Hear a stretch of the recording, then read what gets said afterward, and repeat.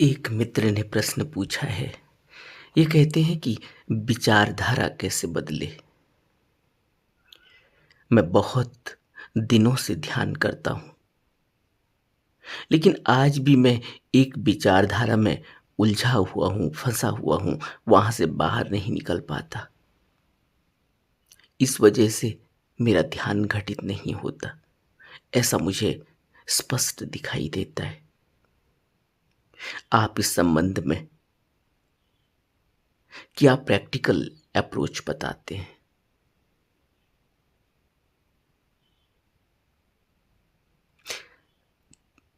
विचारधारा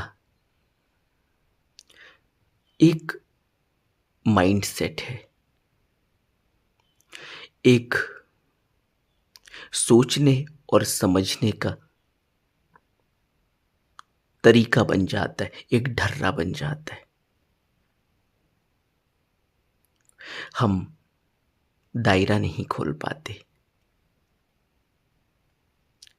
इस वजह से जैसी हमारी सोच बन जाती है, वह सोच के साथ साथ हम पीछे पीछे चलते हैं, और यही विचारधारा हमें एक तरफा बना देती है। हमारा विकास नहीं हो पाता, और जब विकास नहीं हो पाता, जब हम पूरी तरह से एब्सोल्यूट को नहीं देख पाते, टोटलिटी में नहीं देख पाते, तो हम अधूरे ही रह जाते हैं। और यह अधूरापन एक वक्त ऐसा आता है जब जिंदगी में छा जाता है। जब तक जवानी है, जब तक ऊर्जा है, जब तक लोग हैं, उस विचारधारा के साथ हम बहे चले जा रहे हैं। तब तक तो पता ही नहीं चलता, तब तक तो वापसी का ख्याल ही नहीं आता, तब तक तो अच्छे और बुरे का पता ही नहीं चलता।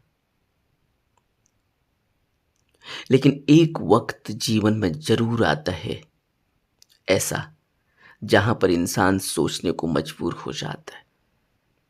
या तो उस विचारधारा से पीड़ित हो जाता है, या उस विचारधारा के कारण अलग थलग पड़ जाता है। इसलिए संतों ने, बुद्धों ने, ज्ञानियों ने, गुरुओं, सद्गुरुओं ने हमें सोचने समझने की ताकत का इस्तेमाल करने को कहा। आज इस मुकाम पर, इस पॉइंट पर खड़े होकर, इस वक्त पर खड़े होकर अगर यह प्रश्न पूछने वाले व्यक्ति यह विचार कर पा रहे हैं कि वो एक विचारधारा पे अटक गए हैं, यह डिस्क्लोजर कैसा हुआ, यह कैसे पता चला? अगर यही बात कोई और कह दे, तब कह दे जब हम बहे चले जा रहे हैं विचारधारा में, तो बड़ी पीड़ा होती है, हम आग बबूला हो जाते हैं, मरने मारने पर उतारू हो जाते हैं, अपनी विचारधारा दूसरे पर थोपने का प्रयास करते हैं,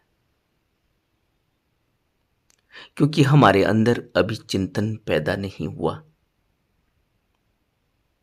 और आज जब यह चिंतन पैदा हुआ है, कैसे पैदा होता है चिंतन? जब आदमी ठहरता है, रुकता है, अपनी तरफ मुड़ता है, तब चिंतन पैदा होता है। जब तक रुकता नहीं, जब तक ठहरता नहीं, जब तक अपनी तरफ देखता नहीं, तब तक चिंतन पैदा नहीं होता।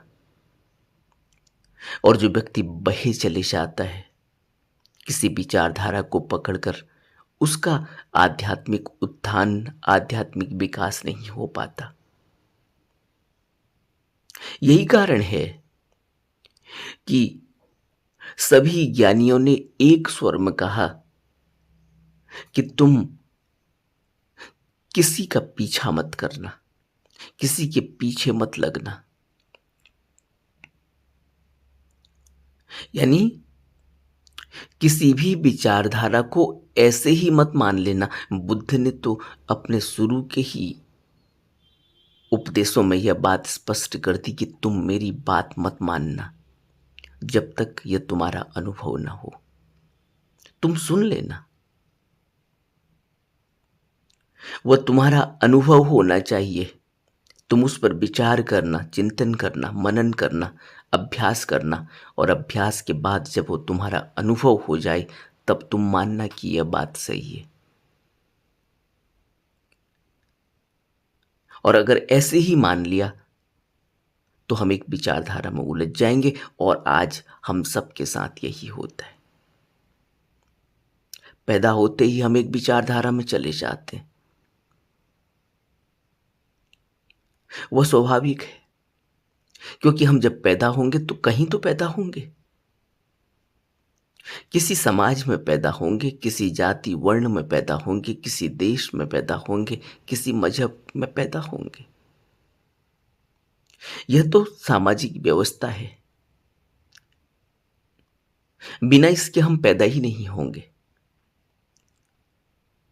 क्योंकि हमें तो पता है नहीं कि हम कहाँ पैदा हो रहे हैं। हमें तो बिल्कुल भी होश नहीं है, हमारा मन जागृत नहीं है उस समय। और जब हम थोड़ा सा होश में आते हैं, थोड़ा सा मन जागृत होता है, तब तक हम उन कपड़ों में लिपट चुके होते हैं, उन विचारधाराओं में लिपट चुके होते हैं। अब ये कपड़े शरीर पर इतने मजबूत हो जाते हैं। आपने देखा कभी किसी तरुण वृक्ष में आप कोई रस्सी बांध दें, कोई तार बांध दें, कोई ऐसे वृक्ष में जिसका भी विकास हो रहा है, जो अभी बढ़ रहा है, फैल रहा है, कुछ दिनों में आप पाएंगे कि वह रस्सी या वो तार उसके अंदर जज्ब हो गई, उसके अंदर पूरी तरह से उसने जगह बना ली। और धीरे धीरे हमें उस तार का पता ही नहीं चलता कि वो कहाँ गई। उसके बाहर वो वृक्ष निकल आता है, वो अपने में समा लेता है। इसी तरह से हम उस विचारधारा में लिपट जाते हैं।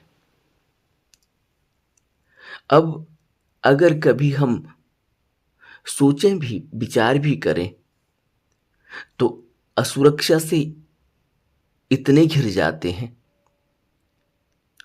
कि फिर उस विचारधारा पर ही वापस चले जाते हैं, क्योंकि वहां एक कंफर्ट है। वहां हमारे पास उस तरह की विचारधारा के लोग हैं, उनसे हम घिरे हुए हैं,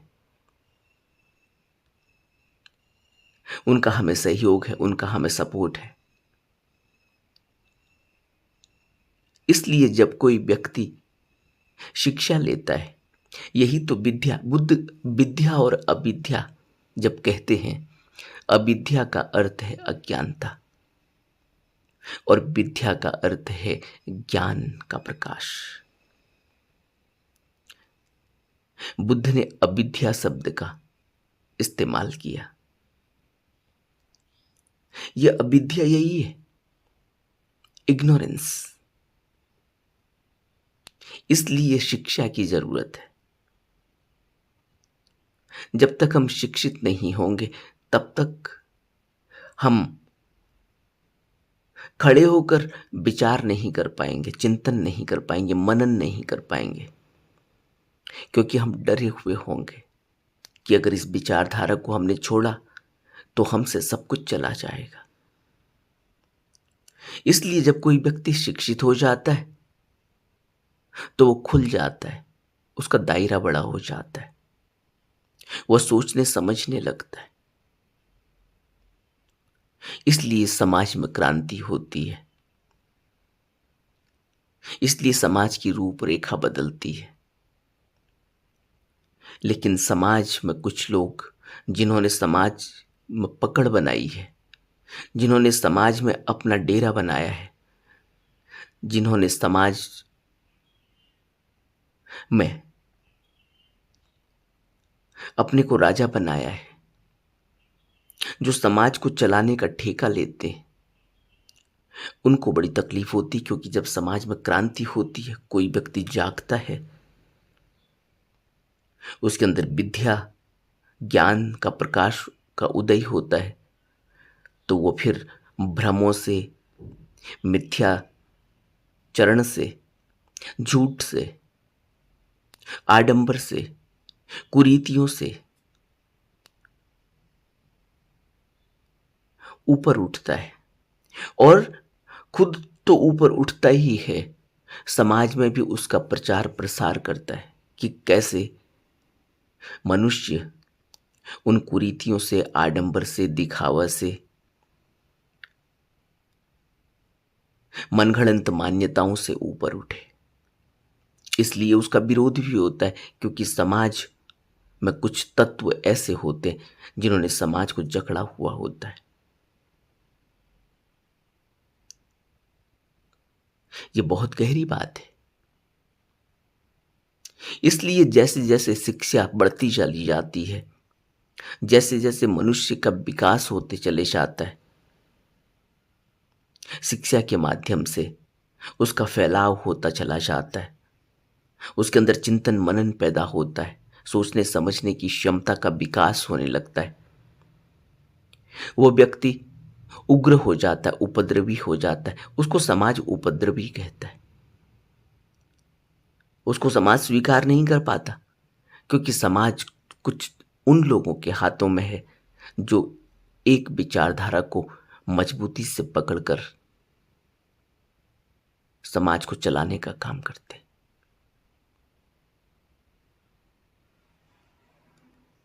इसलिए यह बहुत जरूरी है कि मनुष्य के विकास के लिए उसको शिक्षित किया जाए, उसका दायरा खुले, उसका मानसिक विकास हो। इसलिए शिक्षा मूल है,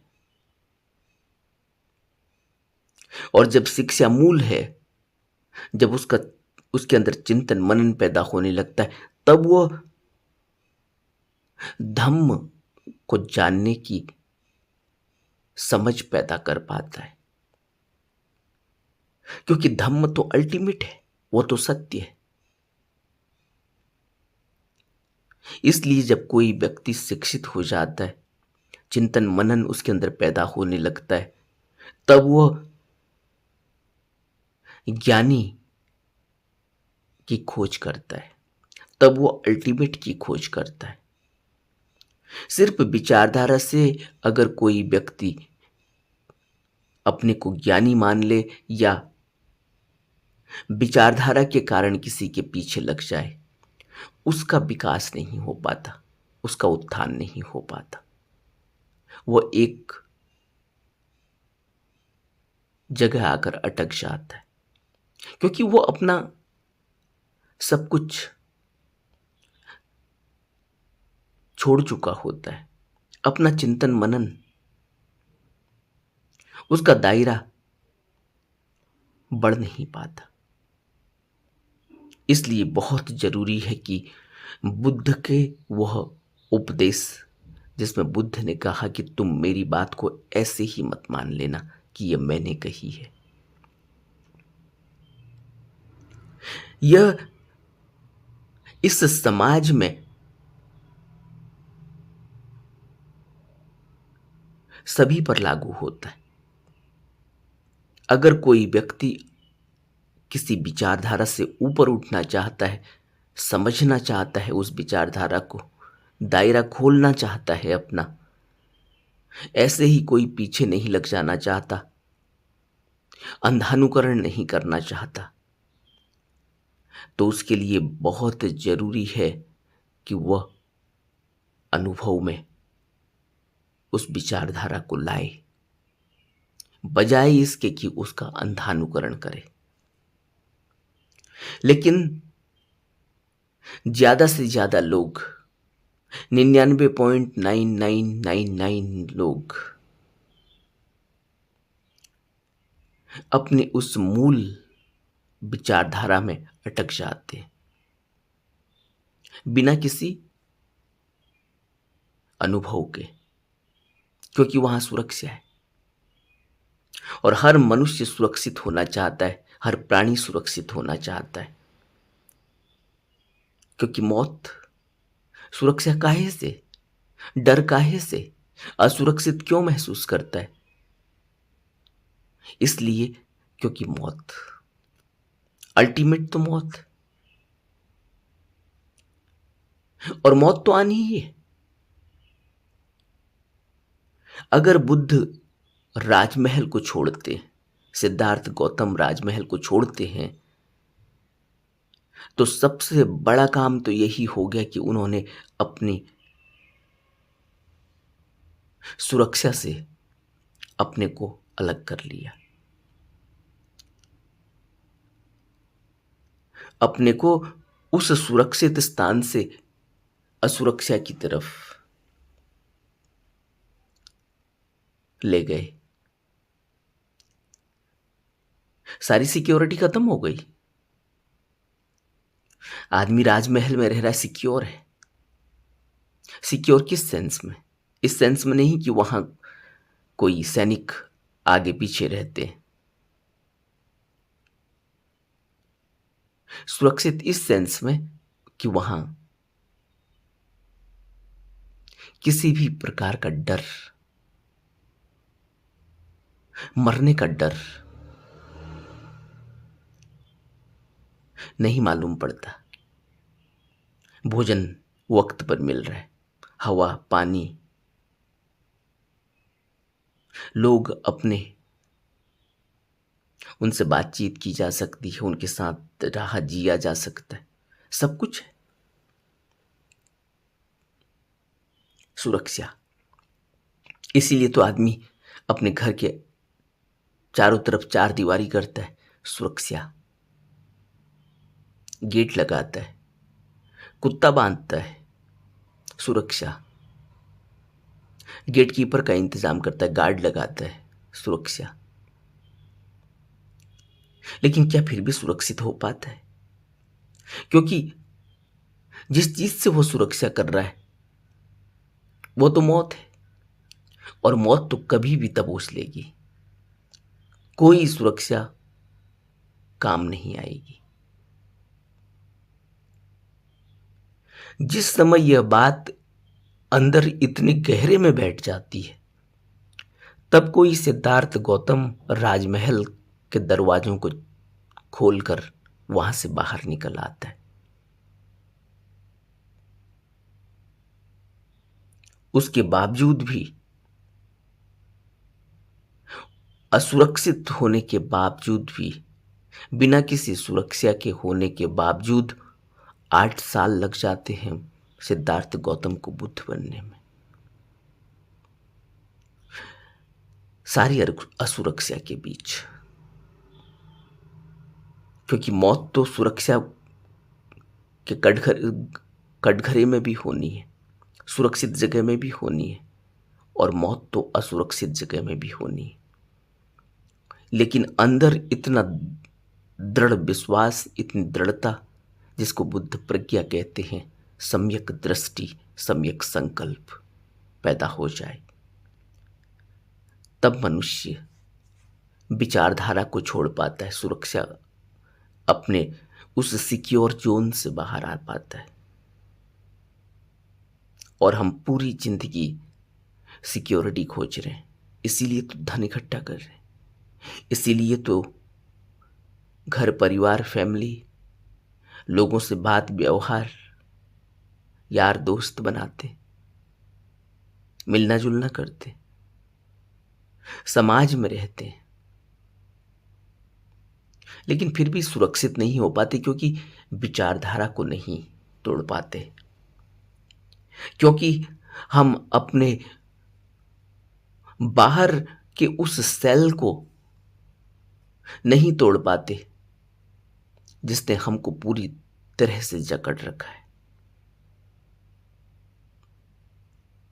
इसलिए जब किसी व्यक्ति का दायरा खुलता है तो वो विद्या से खुलता है, ज्ञान से खुलता है। यहां विद्या और ज्ञान का अर्थ सिर्फ बाहरी शिक्षा नहीं है, किताबों को पढ़ लेना, डिग्रियां ले लेना, बड़े बड़े सर्टिफिकेट इकट्ठे कर लेना। यहां पर विद्या और ज्ञान का अर्थ है वह आध्यात्मिक ज्ञान जो समस्त विचारधारा से मनुष्य को मुक्त कर देता है। उस विचारधारा से मुक्त करने के लिए, किसी भी विचारधारा से मुक्त करने के लिए, सिर्फ अनुभव पर जीवन जीने के लिए और धम्म पर चलने के लिए, सत्य पर चलने के लिए हमें संतों की वाणी की आवश्यकता होती है, धम्म श्रवण की आवश्यकता होती है। इसीलिए हर व्यक्ति किसी न किसी विचारधारा को मानता तो है लेकिन अनुभव में नहीं ला पाता, जिसकी वजह से फिर वह उसी विचारधारा में कैद हो जाता है। हमें जरूरत है, हमें विचारधारा की जरूरत है, लेकिन किसी भी विचारधारा को बिना अनुभव के अंधाकरण करना हमें मुक्त नहीं कर पाता। और हर मनुष्य सुरक्षा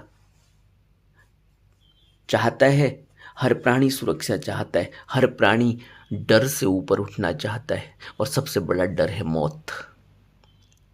और बुद्धों ने, संतों ने, ज्ञानियों ने हमें भय मुक्त बनाने के लिए जो उपदेश दिए, जो समझ दी, जो श्रवण दिया, जो डिसिप्लिन दिए, जो नियम दिए, संयम दिए, शील दिए, उसका उद्देश्य ही यही है कि हम विचारधारा को अपने अनुभव में ला सकें। अब हम बुद्ध की विचारधारा पर चलते हैं लेकिन अनुभव में नहीं ला पाते, इसलिए हम मात्र बौद्ध बन के रह जाते हैं। और फिर जड़ता ऐसी हो जाती है कि अब हम स्वीकार ही नहीं कर पाते कि बौद्ध के अलावा भी जो व्यक्ति दूसरी विचारधारा को मान रहा है वह भी उतना ही सच है।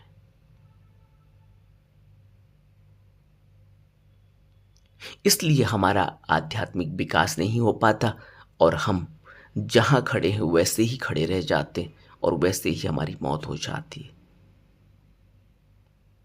बुद्ध का यह पहला उपदेश, शुरू का उपदेश कि तुम मेरी बात को ऐसे ही मत मान लेना, यानी विचारधारा का अंधाकरण मत करना, यह तुम्हारा अनुभव होना चाहिए। काश अगर हम जिस विचारधारा में पैदा हुए, जिस मजहब में पैदा हुए, उस मजहब के मूल को समझ पाते,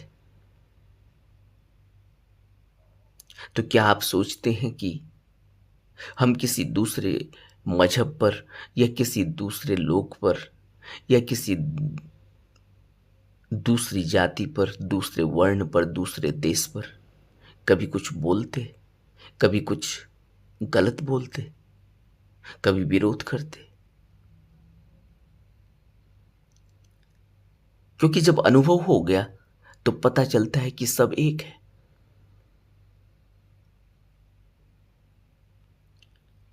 अब आज हम साधक बनना चाहते हैं, ध्यानी बनना चाहते हैं, शिविर अटेंड करते हैं, एक विचारधारा को, एक फिलॉसफी को अपने जीवन में उतारना चाहते हैं, उस पर चलना चाहते हैं, लेकिन आज भी हमारा सेल इतना मजबूत है बाहर का कि हम उसे तोड़ नहीं पाते, क्योंकि हमारा अनुभव कुछ भी नहीं। अनुभव कैसे पैदा होगा? बुद्धों ने, ज्ञानियों ने, संतों ने जब हमें कोई विचारधारा दी, जब हमें कोई उपदेश दिया, तो उस उपदेश पर चलने के लिए हमें अभ्यास भी दिया, हमें तरीका भी बताया। और बुद्ध ने जो तरीका बताया, जो अभ्यास दिया, उसको हम विपश्यना कहते हैं। और सभी ज्ञानियों ने, सभी संतों ने, सभी बुद्धों ने मनुष्य को ध्यान दिया, क्योंकि ध्यान से ही मनुष्य अपनी तरफ मुड़ता है, ध्यान से ही वो अपनी उस विचारधारा पर चिंतन मनन करता है जिसका उसे कुछ भी पता नहीं, लेकिन वो मानता है। तो जो इन्होंने प्रश्न पूछा है बहुत अच्छा है कि विचारधारा तो बदलती नहीं, मैं ध्यान भी करता हूं। इसीलिए बुद्ध अभ्यास देते हैं, इसीलिए सभी ज्ञानी अभ्यास देते हैं कि अभ्यास के जरिए तुम रुक सकोगे, तुम देख सकोगे अपनी तरफ, अपने गिरेबान में देख सकोगे, तो तुम जान सकोगे कि तुम सिर्फ विचारधारा को अंधाकरण कर रहे हो, उसको ऐसा ही अंधों की तरह लकीर पर चल रहे हो, मान रहे हो, लेकिन जान नहीं रहे हो, अनुभव में नहीं ला रहे हो। जैसे ही हम रुकते हैं, विचार पैदा होता है, चिंतन मनन पैदा होता है। यही तो प्रश्न उठता है फिर कि विचारधारा तो बदल नहीं रही, मैं अभी भी अटका हुआ हूं, फंसा हुआ हूं, उलझा हुआ हूं, अभी भी मैं दूसरे को स्वीकार नहीं कर पा रहा हूं, दूसरी विचारधारा को स्वीकार नहीं कर पा रहा हूं। इसलिए हमारा उत्थान नहीं हो पाता, और हम चाहे जितना मर्जी अभ्यास कर लें, हम वैसे के वैसे ही रह जाते हैं। कुछ दिनों पहले आपने देखा किसी वीडियो में मैंने कृष्ण और अर्जुन के एक छोटे से प्रश्न उत्तर पर बात की। वहां कृष्ण और अर्जुन की बात नहीं थी, वहां बात सिर्फ इतनी थी कि मन हवा से भी तेज है, इसको कैसे रोका जाए। अर्जुन पूछ रहा है कृष्ण से, और कृष्ण समाधान बता रहे कि कोई ऐसा व्यक्ति मिले जो अभ्यास दे, युक्ति बताए,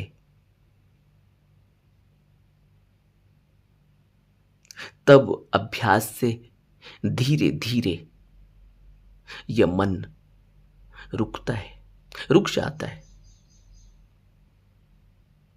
उस प्रश्न का उत्तर दे रहे हैं कि हवा से तेज तो है, लेकिन तुम्हें युक्ति चाहिए, और युक्ति कौन देगा? कोई ऐसा जिसने अभ्यास के जरिए अपने मन को जीत लिया हो पहले, उसी को हम बुद्ध कहते हैं। और कौन देगा हमें अभ्यास? लेकिन जो व्यक्ति अंधानुकरण कर रहा है, जो एक विचारधारा में उलझा हुआ है जिसका उसे अनुभव नहीं, उस व्यक्ति के दिल में चोट लग गई, क्योंकि वो कृष्ण को कान में भी नहीं उन शब्दों को पढ़ना चाहता। कान में कृष्ण शब्द ही नहीं पढ़ना चाहिए। और जो व्यक्ति इतना जड़ हो, जिस व्यक्ति के अंदर इतनी नफरत भरी हो, क्या आप समझते हैं कि यह व्यक्ति मुक्त हो पाएगा? कौन मुक्त कर पाएगा इसको? इसलिए हमें समझना होगा,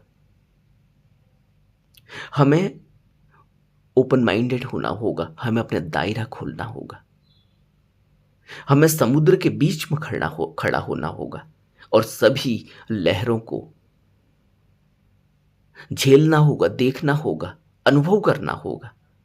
तब हम उस समुद्र के अंदर घुसकर उस मोती को खोज पाएंगे, यानी तब हम मुक्त हो पाएंगे, तब हम निर्वाण पा पाएंगे।